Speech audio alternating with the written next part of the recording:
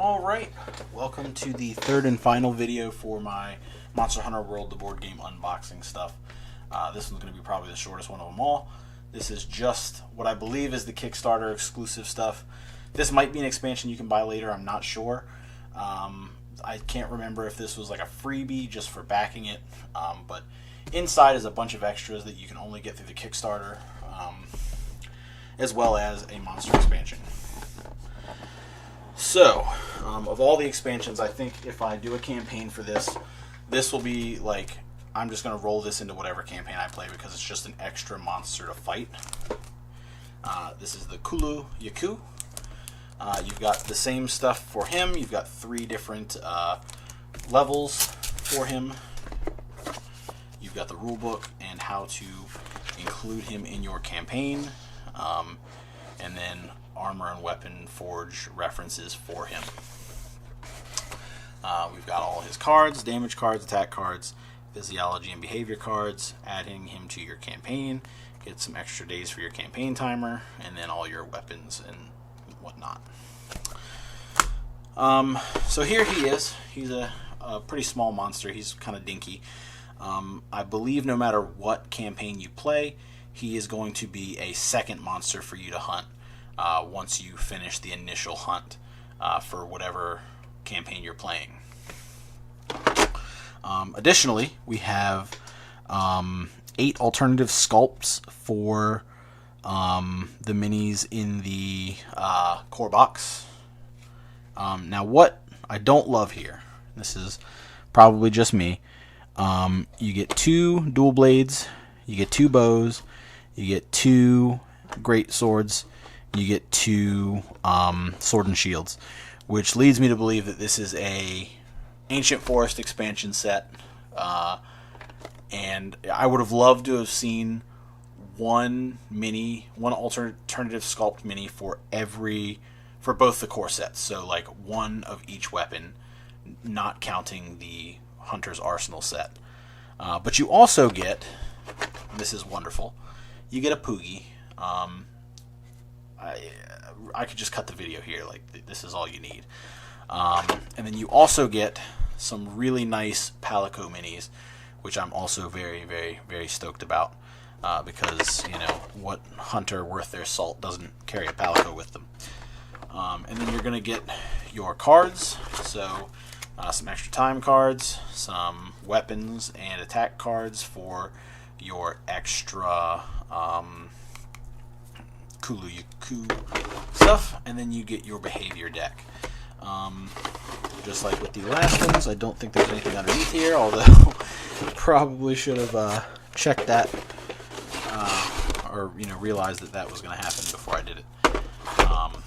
So there you go. So this one was pretty straightforward. This also came with a little bag. I don't know what this is for. I'm going to assume here that this is meant for all the extra tokens you get if you have the other expansions, because all of the other monsters have their own unique tokens. So this is probably just an extra storage solution for those, so that you can play the core game with the typical tokens and stuff like that normally come in the game, and then keep those specific tokens separate.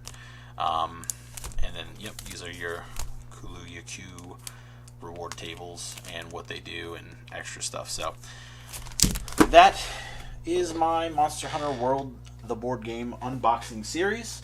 Like I said, this one is, well, I guess I can show you the minis real quick. I really just kind of glazed over those a little bit. So, we do have, like I said, 2 bow guns, or 2 bows.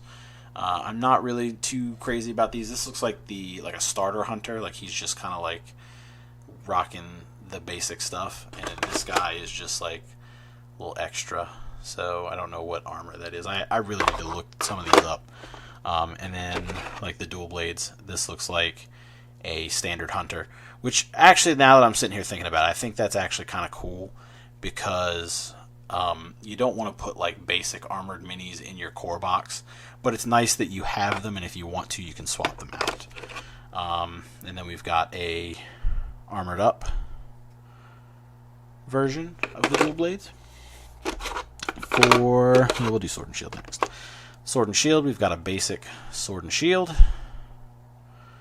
Just some regular looking dude.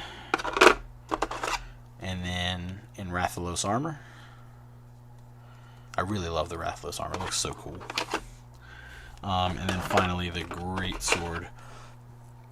Now this guy got all the sauce. I love that the basic armor guy, he didn't get the most iconic pose, but I think as far as, especially this box, he got the coolest pose because he's like, or well, she is swinging the sword, and that's cool. Now this is probably one of the more iconic poses from Monster Hunter. You know, the Great Sword being like held out, and this is that like you finish swinging it down and your hunter picks it back up to get back into stance, and this is that pose, and it's really cool.